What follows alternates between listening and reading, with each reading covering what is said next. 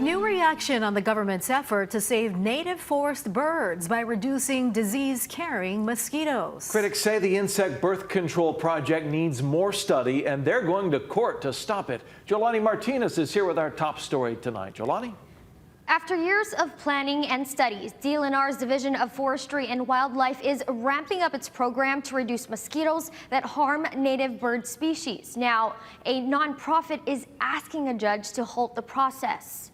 We suspect it's the malaria that's finally arrived here in one of the last spots that didn't have it. Scientists say 3 native honeycreeper species are on the verge of extinction. On Kauai, the last known akikikiki and akekeke birds could be gone within months. The state's solution is to release male mosquitoes that are infected with a bacteria, making them unable to reproduce with females. It's not GMO. It's just simply inserting these things into an animal that's already, the mosquitoes already exist in the wild. The Wolbachia bacteria already exists out there in the wild. By suppressing mosquitoes, we have a huge environmental positive upside and almost none downside. So it seems like a project that we should be able to do. The state says the project already has an approved environmental assessment for East Maui and is finalizing EAs for Kauai and statewide. But the nonprofit Hawaii Unites has filed for a temporary injunction, claiming the project needs more study to show it isn't a risk to birds, the environment, and human health.